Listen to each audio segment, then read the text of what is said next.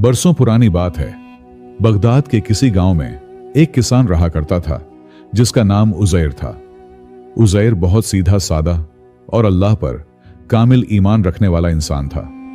उज़ैर अपनी बीवी बतूल के साथ हंसी खुशी जिंदगी गुजार रहा था। उनकी शादी को 2 साल का अरसा गुजर गया था, लेकिन उनके यहां कोई औलाद नहीं थी। कहते हैं कि अमाल अच्छे हों तो मिट्टी भी सोना बन जाती है। इस किसान के साथ भी कुछ ऐसा ही था। अगर वो बंजर खेतों में भी आंखें बंद करके बीज फेंक देता तो अनाज के ढेर लग जाते। हर साल उसे लाखों की बरकत होती थी। उसका किसी के साथ कोई झगड़ा ना था। उसकी बीवी भी नेक सीरत और बहुत ही खुश अखलाक औरत थी। पास के गांव में ही एक ताजिर रहता था जिसका नाम शहरूज था। शहरूज के पास भी उज़ैर के बराबर दौलत थी। शहरूज एक लालची शख्स था और वो उज़ैर से बहुत जलता था और किसी भी तरह इसका माल हड़पना चाहता था। एक दफा शहरूज ने जब यह सुना कि उज़ैर की फसल बहुत शानदार हुई है और उसे इसमें बहुत मुनाफा हुआ है, तो उसने अपने 2 शरपसंदों को बुलाया और उज़ैर के घर में मौजूद जो भी जमा पूंजी हो उसे चोरी करने का कहा। दोनों डाकू रात के पछले पहर उज़ैर के घर पहुंचे और दीवार को फलांग कर सेहन में दाखिल हो गए। खुशकिस्मती से उज़ैर अभी लेटा ही था कि अचानक उसे घर की पिछली जानिब कुछ अलग महसूस हुआ। वो फौरन उठा। जब सेहन में पहुंचा तो दोनों शरपसंदों को देख लिया। वो फौरन लाठी उठाने के लिए अंदर गया। इतने में दोनों डाकू अपनी जान बचाते हुए वहां से निकल गए। उज़ैर ने जब खतरा सर से टलता हुआ देखा तो वापस कमरे में जाकर यूं लेट गया जैसे कुछ हुआ ही ना हो। कुछ दिन ऐसे ही गुजर गए। उज़ैर अपने खेतों की तैयारी में गुम ये बात वैसे ही भूल गया, लेकिन उधर शहरूज का हसद पहले से भी ज्यादा बढ़ गया। एक दिन शहरूज उज़ैर के गांव में अपना कर्ज वसूल करने के लिए गया तो उसने देखा कि उज़ैर अपने घर के दरवाजे के बाहर बैठा हुआ था। बस फिर क्या था, ताजिर शहरूज की चालबाज अक्ल ने एक चाल सोच ली। ताजिर बोला, उज़ैर भाई। उज़ैर ने इतना सुना तो ताजिर की तरफ देखते हुए बोला, जी ताजिर साहब, कहिए क्या बात है। तभी ताजिर ने जोर जोर से अपना कान दबाकर चीखना शुरू कर दिया, हाय रे, मैं तो मर गया। उज़ैर ने फौरन पूछा, क्या हुआ ताजिर साहब, कुछ बताएं तो सही, क्या आपको कोई तकलीफ है। तब ताजिर ने कहा, उज़ैर जरा देखना, मेरे कान के अंदर शायद कोई कीड़ा घुस गया है और अंदर ही अंदर वो मेरे कान में काट रहा है, जिसकी वजह से मुझे बहुत दर्द हो रहा है। उज़ैर जैसे ही उसके कान को पकड़कर देखने लगा तो ताजिर दोबारा जोर जोर से चिल्लाने लगा। इसका चीखना चिल्लाना सुनकर गांव के लोग वहां जमा हो गए। उज़ैर तो बेचारा हैरान था कि आखिर उसे हो क्या गया है। ताजिर ने इन सब लोगों से कहा, भाइयों, इस उज़ैर ने मेरा कान चोरी कर लिया है। ताजिर की यह बात सुनकर वहां खड़े सब लोग हैरान हो गए। भला कान भी कोई चोरी कर सकता है। उन्होंने शहरूज को समझाया कि ताजिर साहब, आपका कान तो अपनी जगह पर लगा हुआ है, फिर वो चोरी कहां से हो गया।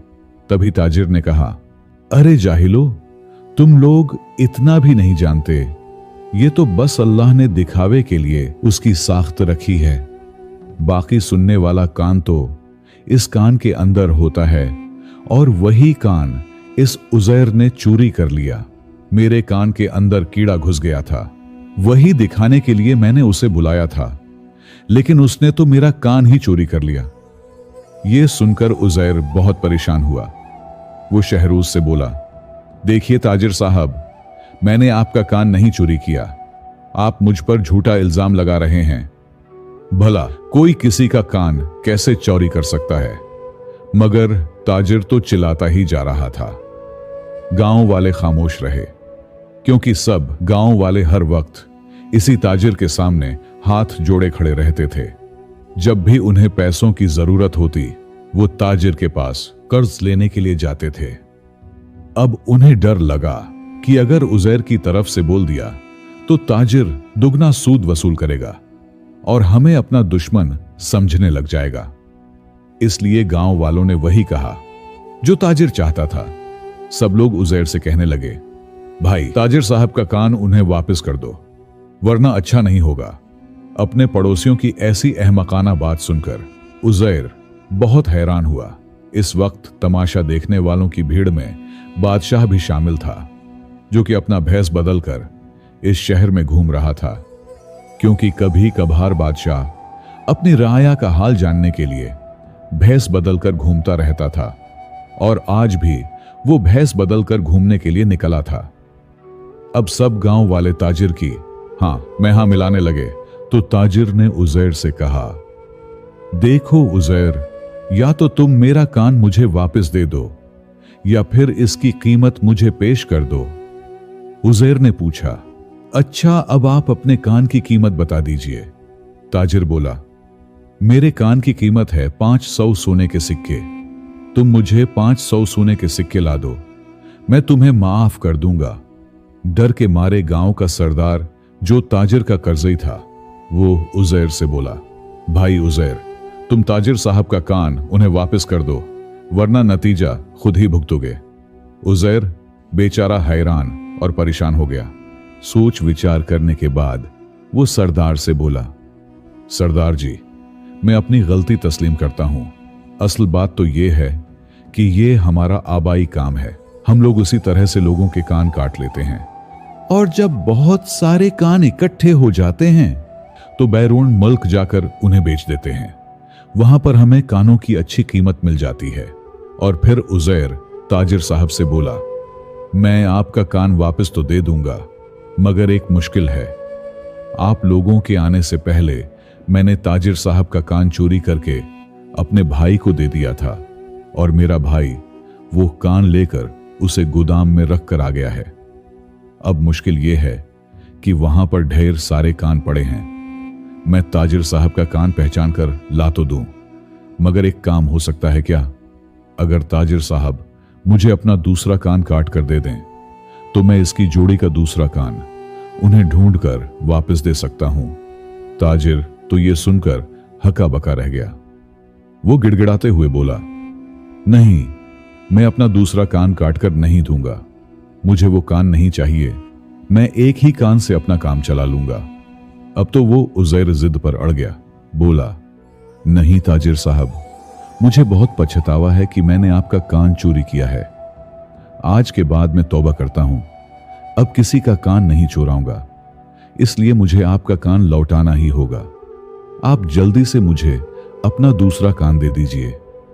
अब तो ताजिर के चेहरे की हवाएं उड़ने लगें। उसने कहा, भाइयों, मैं अपना कान इस उजैर को नहीं दूंगा। क्या पता ये मेरा दूसरा कान भी ले जाए और पहले वाला कान भी वापस न लेकर आए। अब तो उजैर मजाक में लग गया। उसने कहा, ताजिर साहब, एक काम तो हो सकता है। अगर आपको मुझ पर एतमाद नहीं तो मेरे साथ चलिए और अपना कान पहचान कर ले आइए। बेचारा ताजिर अपनी ही चाल में फंस चुका था। वो किसी तरह इस उजैर से अपना पीछा छुड़ाना चाहता था, मगर उजैर तो अब पूरी तेश में आ गया। उसने कहा, ताजिर साहब, या तो अपने मुंह से सारी सच्चाई बता दो, नहीं तो मैं आपको बादशाह के दरबार में घसीट कर ले जाऊंगा। अब ताजिर ने हाथ जोड़ते हुए कहा, भाइयों, मुझे नहीं पता था कि उजैर से पंगा लेना मुझे इतना भारी पड़ जाएगा। मैं तो बस उसका माल हड़पना चाहता था, क्योंकि मैं इससे हसद करता था। बस यही वजह थी कि मैंने इस पर चोरी का झूठा इल्जाम लगा दिया। मैं आज से कसम खाता हूं कि मैं कभी किसी के साथ ऐसा नहीं करूंगा। इतना कहकर ताजिर तो वहां से रफू चक्कर हो गया। वहीं पर खड़ा हुआ रियासत का बादशाह भी उजैर की इस चालाकी से बहुत मुतासिर हुआ। इसके बाद बादशाह अपने महल में लौट आया। महल में लौटने के बाद उसने दिल में सोचा, क्यों ना इस उजैर की अक्ल की एक बार फिर आजमाइश ली जाए। यह सोचकर उन्होंने अगले दिन इस उजैर को अपने दरबार में बुलाया। बादशाह का हुक्म पाकर सिपाही उजैर को दरबार में लेकर हाजिर हो गए। बादशाह ने उजैर से कहा, कल हमने सारा वाकया अपनी आंखों से देखा था, जो ताजिर और तुम्हारे दरमियान हुआ था। इसलिए मैं तुम्हारी चालाकी से बहुत मुतासिर हूं। यह सुनकर उज़ैर सुकून से बोला, बादशाह, ये तो सब अल्लाह की मेहरबानी है। तभी बादशाह बोला, अच्छा, अगर ये अल्लाह की मेहरबानी है तो तुम्हारी अक्ल का इसमें कोई हाथ नहीं। उज़ैर बोला, मैंने तो सिर्फ इतना ही कहा कि दुनिया में जो कुछ होता है वो सब अल्लाह की मर्जी से होता है। किसको अक्लमंद बनाना है और किसको नादान बनाना है, ये तो सब इसी के हाथ में है। बादशाह जोर से हंसा और बोला, अच्छा, तो तुम ये कहना चाहते हो कि अल्लाह ने तुम्हें ही सबसे ज्यादा अक्लमंद बनाया है, तो फिर मैं भी तुम्हारी अक्लमंदी को देखना चाहता हूं। तुम मेरे 3 सवालों का जवाब दो। मेरा पहला सवाल है कि अल्लाह कहां रहते हैं, दूसरा सवाल है कि अल्लाह का मुंह किस सिमत में है, और तीसरा सवाल यह है कि अल्लाह करते क्या हैं। जब बादशाह की यह बात उज़ैर ने सुनी तो उज़ैर चुप होकर खड़ा हो गया। उसे इस तरह चुप खड़ा देखकर बादशाह बोला, क्यों उज़ैर, अब तुम्हारे पास मेरे इन सवालों के जवाब नहीं है? उज़ैर बोला, जवाब तो है बादशाह, लेकिन मुझको उसके लिए 2-3 दिन की मोहलत चाहिए। बादशाह ने कहा, ठीक है, मैं तुम्हें 3 दिन का वक्त देता हूं। अगर तुमने 3 दिन के अंदर इस बात का जवाब नहीं दिया तो तुम्हें उम्र भर के लिए तह खाने में डाल दिया जाएगा। बादशाह की बात सुनकर उज़ैर थोड़ा सा परेशान हुआ और 3 दिन का वक्त लेकर वो अपने घर की तरफ चल दिया। घर पहुंचने पर वो मायूस होकर बैठ गया। उसकी बीवी ने जब उज़ैर को परेशान देखा तो पूछने लगी, क्या हुआ जी, आप इतने परेशान क्यों हैं? उज़ैर ने अपनी बीवी की तरफ देखा और शुरू से लेकर आखिर तक सारा वाकया अपनी बीवी को बता दिया। उज़ैर की बीवी बहुत अक्लमंद थी। वो कुछ देर तक सोचती रही और थोड़ी देर में उसकी बीवी ने उज़ैर के इन सवालों के जवाब बता दिए। उज़ैर भी अब बेफिक्र होकर सो गया। 2 दिन के बाद वो बादशाह के दरबार में फिर से पहुंचा। बादशाह ने जब उज़ैर को देखा तो बड़ी दिलचस्पी से पूछा, तो उज़ैर, क्या तुम हमारे सवालों के जवाब ले आए?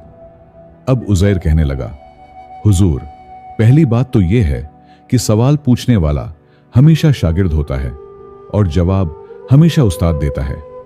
इस नाते से आपका और मेरा रिश्ता उस्ताद और शागिर्द का हुआ। उस्ताद का मकाम हमेशा ऊंचा होता है और शागिर्द का नीचा होता है। तो अब आप सोचिए कि आपको क्या करना चाहिए। बादशाह दिल ही दिल में उज़ैर की अक्लमंदी से बहुत खुश हुआ। बादशाह अपने तख्त से उतरा और उज़ैर को वहां पर बिठा दिया। उज़ैर ने बादशाह से कहा, हुजूर, आपका पहला सवाल यह था कि अल्लाह कहां रहते हैं। इस सवाल का जवाब देने से पहले मैं चाहता हूं कि आप दरबार में एक भैंस मंगवाइए। बादशाह ने फौरन हुक्म दिया और जल्द ही एक भैंस दरबार में पेश हो गई। उज़ैर ने बादशाह से पूछा, हुजूर, मैं आपसे एक सवाल पूछना चाहता हूं। इस भैंस के पूरे जिस्म में से दूध कहां पर मौजूद है? तब बादशाह बोला, यह भी कोई पूछने वाली बात है। दूध तो हमेशा भैंस के थनों में होता है। उज़ैर हंसते हुए बोला, नहीं हुजूर, दूध तो इसके पूरे जिस्म में फैला हुआ है। थन तो सिर्फ दूध को बाहर निकालने का एक जरिया है।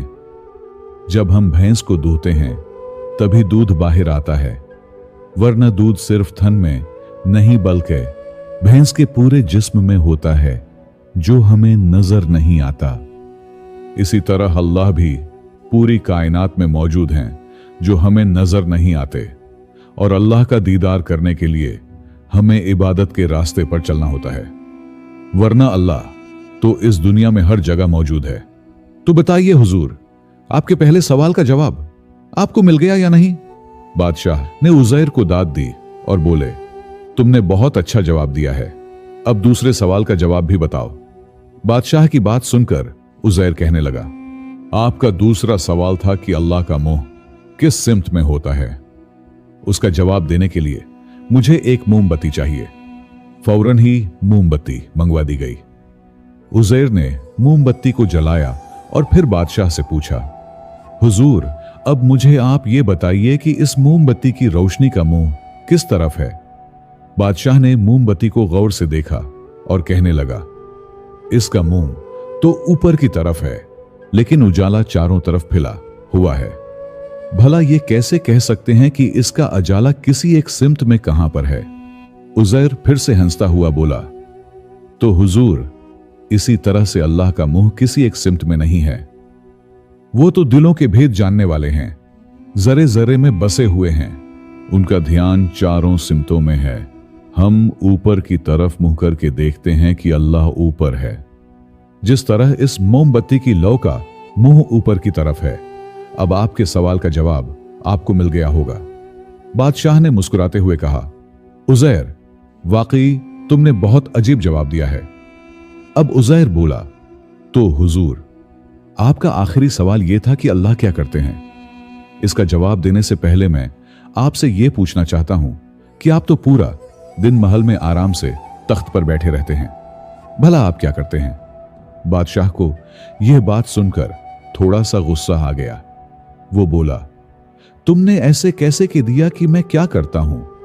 तुम्हें नहीं पता कि सारी सल्तनत की जिम्मेदारी मेरे कंधों पर है। दिन रात भैंस बदलकर मैं शहर के लोगों का हाल मालूम करता हूं, पूरी सल्तनत की बागडोर में संभालता हूं, सब कुछ मुझे ही करना होता है। बादशाह को इस तरह गुस्से में देखकर उज़ैर बोला, हुजूर, जैसे आप इस पूरी रियासत के बादशाह हैं और इस सल्तनत को संभालते हैं, राया की जरूरियात का ख्याल रखते हैं, इसी तरह से पूरी कायनात का मालिक वो अल्लाह है। पूरी दुनिया की बाग डोर उसी के हाथ में है। जो एक बादशाह अपनी सल्तनत के लिए करता है, वही अल्लाह पूरी कायनात के लिए करते हैं। तो हुजूर, ये था आपके तीसरे सवाल का जवाब। उम्मीद करता हूं कि आपको मेरे सब जवाब पसंद आए होंगे। बादशाह के चेहरे पर खुशी की झलक साफ दिखाई दे रही थी। इसके बाद बादशाह ने उज़ैर को 1000 सोने की अशरफियां इनाम में दें और उसे अपने दरबार में एक मुशीर के तौर पर मुकर्रर कर लिया। उज़ैर ने कहा, हुजूर, आपका बहुत बहुत शुक्रिया। आप जब चाहेंगे मैं आपके दरबार में हाजिर हो जाऊंगा, क्योंकि मुझे अपनी मेहनत मजदूरी और खेती बाड़ी करनी होती है। इसलिए मैं आपसे माफी चाहता हूं कि मैं आपके दरबार में 24 घंटे नहीं रह सकता। बादशाह ने उज़ैर की बात को मान लिया और उसे इस बात की छूट दी कि जब बादशाह को उसकी मशवरा की जरूरत होगी तो उसे दरबार में बुला लिया जाएगा। दोस्तों, दुनिया में कोई ऐसी जगह नहीं है जहां पर मेरा अल्लाह मौजूद ना हो, बल्कि वो तो हमारी शाह रग से भी ज्यादा करीब हैं। बेशक अल्लाह हर जगह पर मौजूद है। दोस्तों, कहानी कैसी लगी और मुझे कहां से सुनते हैं, लाजिमी बताएं। शुक्रिया।